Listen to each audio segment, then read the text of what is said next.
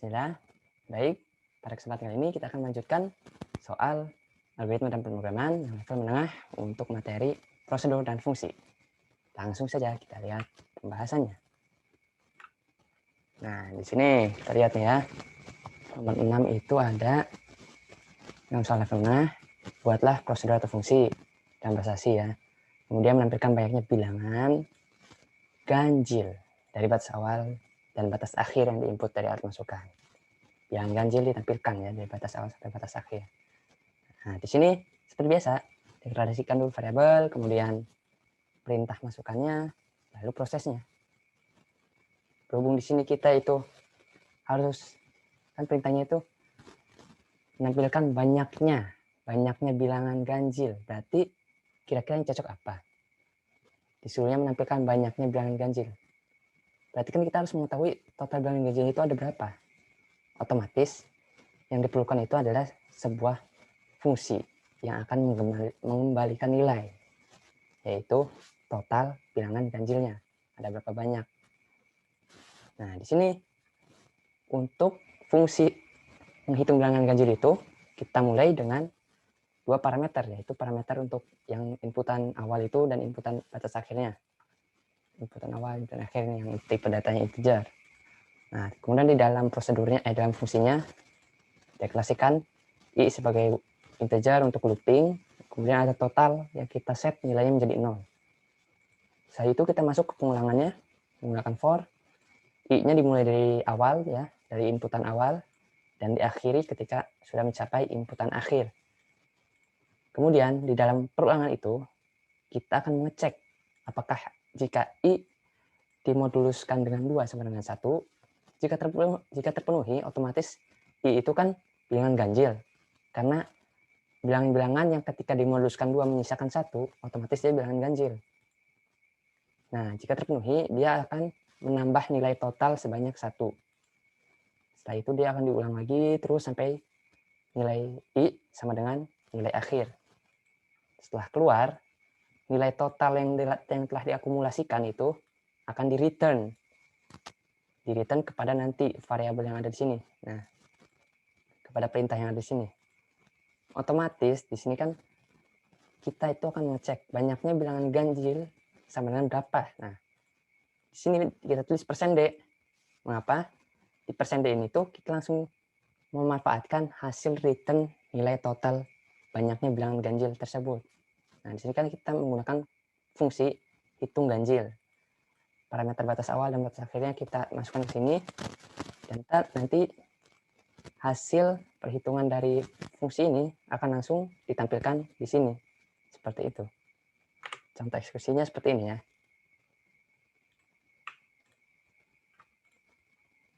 Nah, di sini dapat kita lihat.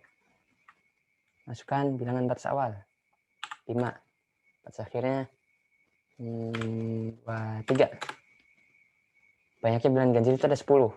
Coba kita cek ya. 5 yang pertama, kemudian 7, 9, 11, 13, 15, berarti 17, 19, dan 21, 23. Totalnya ada 10 bilangan. Seperti itu. Berarti ini otomatis batas awal dan batas akhirnya pun akan dihitung ke dalam total bilangan ganjilnya ya. Jika memang batas awalnya bilangan ganjil, batas akhirnya bilangan ganjil juga. Seperti itu. Nah, kemudian untuk soal nomor 7 sekarang. Buatlah prosedur atau fungsi dalam bahasa C ya. Terus menampilkan jumlah deretnya sekarang. Kalau tadi banyaknya bilangan, sekarang jumlah deret dari bilangan ganjil ya, batas awal sampai batas akhir. Kita lihat source code-nya. Di sini ada sedikit perubahan ya, di mana kita itu membuat nilai total. Kan kalau tadi nilai totalnya itu di sini ditambahkan 1 nilai totalnya itu. Sedangkan di sini nilai total yang sekarang itu akan sama dengan nilai total yang sebelumnya ditambahkan dengan i. Kan i itu dimulai dari yang batas awal dan terus akan bertambah sampai batas akhir.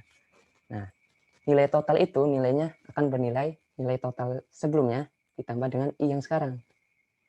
Jadi ketika di return itu, dia merupakan hasil penjumlahan nilai total di deret bilangan ganjilnya. Totalnya itu akan dikembalikan hasil penjumlahannya. Ya tinggal kita print saja seperti ini. Jumlah deret bilangan ganjil sama dengan hasil ganjil, parameter awal dan parameter akhirnya nih. Contohnya seperti ini, hasil eksekusinya tuh. Dapat kita lihat di sini nah. Batas awal misalnya 3, batas akhirnya 18. Jumlah deret bilangan ganjilnya 80. Seperti itu.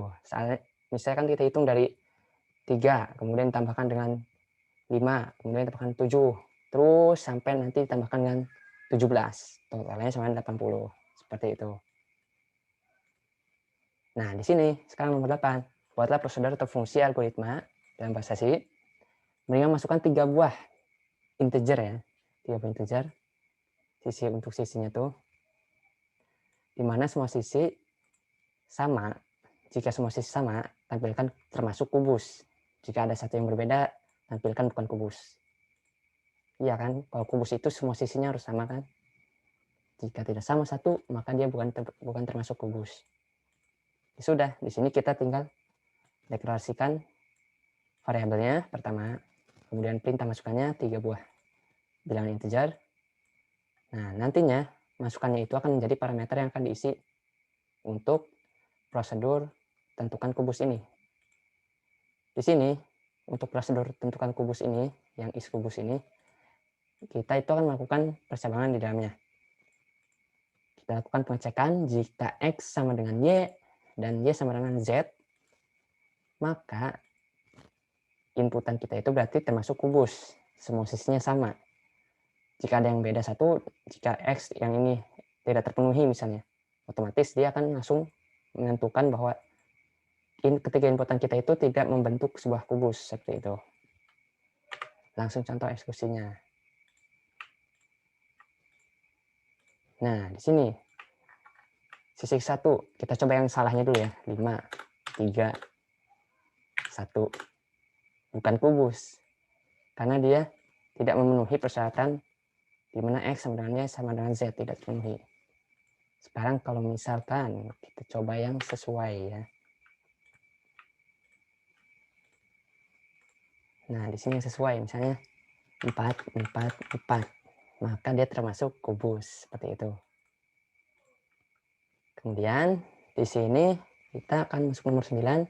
Buatlah prosedur atau fungsi dalam bahasa C menentukan sebuah bilangan, apakah bilangan itu prima atau bilangan komposit melalui inputan dari scanf.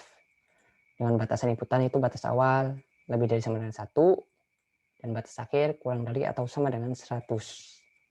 Contohnya seperti ini.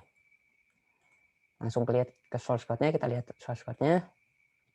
Maka kita akan mulai dari sini dulu, deklarasikan variabel yang akan diperlukannya, batas awal dan batas akhir sebagai integer, terus perintah masukan, dan di sini kita akan melakukan pengecekan apakah memenuhi persyaratan yang telah dijelaskan di sini.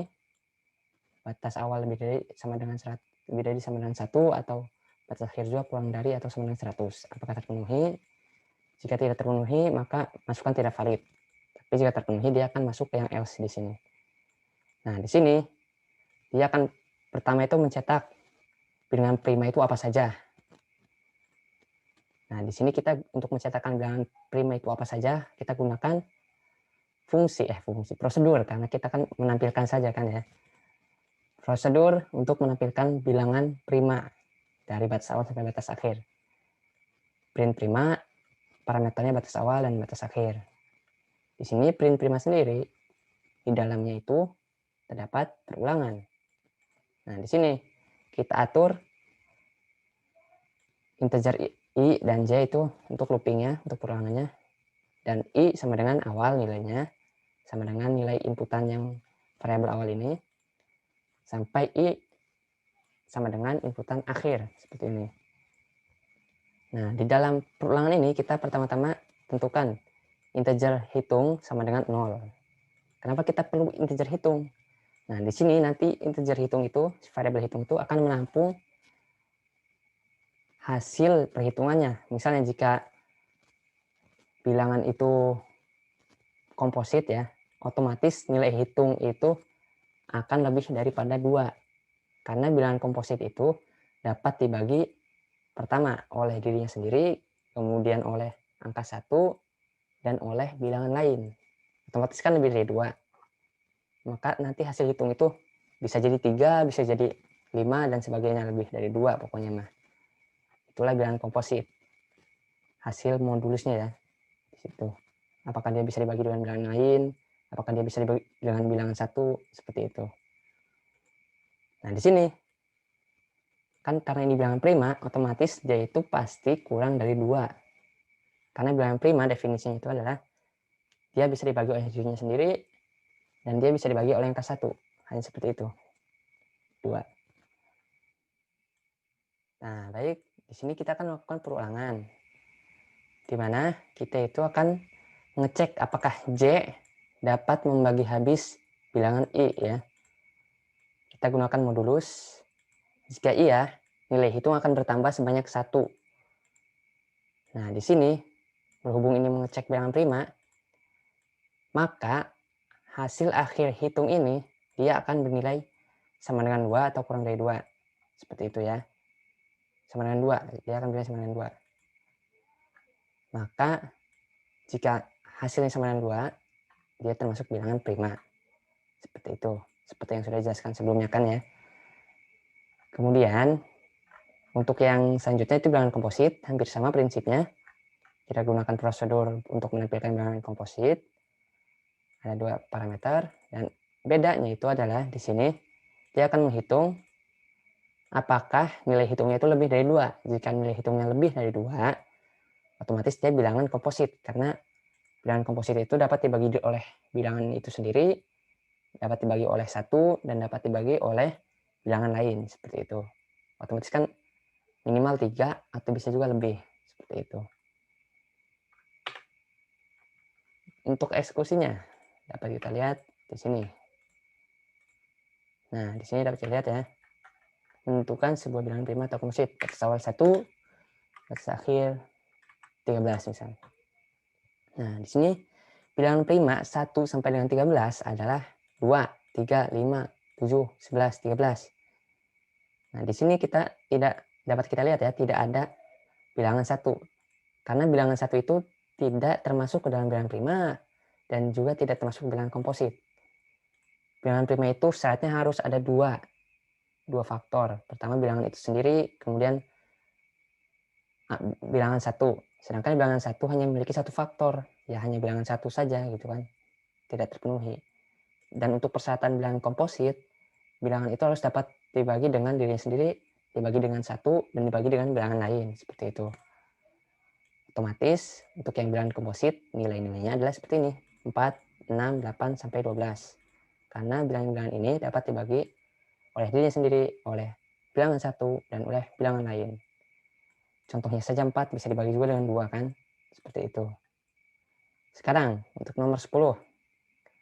Buatlah prosedur fungsi dan basasi, terus menulis konversi bilangan bulat positif ke angka Romawi ya. Dari bilangan bulat positif misalnya 5 kemudian diubah menjadi angka Romawinya. Nah, di sini menggunakan perulangan. Jadi maksud soal itu adalah ketika kita masukkan banyaknya bilangan misalnya 5, dia akan dimulai dari 1 sampai dengan 5. 1 dikonversikan ke Romawi sama dengan 1 seperti ini sampai 5. Kalau misalnya kita masukkan 10, otomatis dia nanti akan sampai nilainya 10. Seperti itu. Nah, untuk source code-nya langsung saja seperti ini ya. Di sini kita deklarasikan variabel desimal untuk sebagai inputannya. Kemudian kita lakukan pengecekan di sini. Prosesnya itu dilakukan pengecekan dulu apakah memenuhi persyaratan. Di mana persyaratannya desimal itu apakah kurang dari 1 atau desimal itu lebih dari 3999. Jika dua kondisi ini salah satunya terpenuhi atau dua-duanya terpenuhi, itu artinya masukan tidak valid. Karena kan harus bilangan positif dan di sini itu tidak boleh lebih dari 3999 karena bilangan yang sudah terlalu tinggi itu sedikit melenceng rumusnya, dimana dia itu akan menjadi mm-nya 4 kali. Ketentuannya itu jadi tidak sesuai seperti bilangan Romawi yang biasanya, seperti itu. Di sini kita gunakan, otomatis kita akan menggunakan prosedur ya. Prosedur desimal Romawi, di mana dia akan mengambil bilangan desimal yang kita input, kemudian diubah sebanyak bilangan itu, sebanyak bilangan desimal yang kita input ke dalam bentuk Romawi. Contoh yang tadi kan 1 sampai 5, semuanya ditampilkan bentuk Romawinya. Seperti itu. Di sini cara kerjanya, kita akan melakukan perulangan seperti yang diminta oleh soalnya. Variabel i kita atur sebagai sama dengan 1, dimulai dari 1 dan berakhir di sama dengan desimal. Lalu kita akan cetak ini dulu. I dikonversi ke angka Romawi, yang mana i-nya itu kan masih bilangan desimalnya. I dikonversi ke angka Romawi. Nah, kemudian untuk belakangnya, bagian belakangnya yang bentuk Romawinya, kita atur seperti ini. J sama dengan I. Setelah J sama dengan I, kita looping si J. J-nya kita lakukan perulangan. Selama J tidak sama dengan 0 nilainya ya, kita masuk perulangan ini. Dicek satu-satu dari mulai yang J apakah lebih dari sama dengan 1000. Jika iya, dia akan print huruf M. Kemudian nilai J-nya akan dikurangi 1000. Seperti itu. Tapi jika tidak terpenuhi, dia akan masuk ke cabang yang sini, ke sini, ke sini, terus sampai ke bawah. Sampai akhirnya, jika semua yang di atas itu tidak terpenuhi, otomatis dia pasti bilangan 1 yang di input tuh. Jika J lebih dari atau sama dengan 1, maka dia akan mencetak I. Seperti itu. Kita langsung masuk ke contohnya ya. Di sini contohnya itu ada sini. Kita samakan sesuai soal. Soalnya kan itu 5. Masukkan bilangannya 5. Nah, maka yang ditampilkan sama persis. 1 dikonversikan ke Romawi 1, 5 juga 5, seperti itu. Jika kita mengambil contoh yang lain ya, misalnya sampai 10, atau untuk lebih jauh lagi, kita sampai 20. Nah, dia akan menampilkan dari 1 sampai 20, dan yang desimalnya dikonversi ke angka Romawi sampai 20xx, seperti itu. Sekian mungkin untuk yang soal level menengah. Selanjutnya kita akan bahas di part 3 untuk soal level mahir. Terima kasih.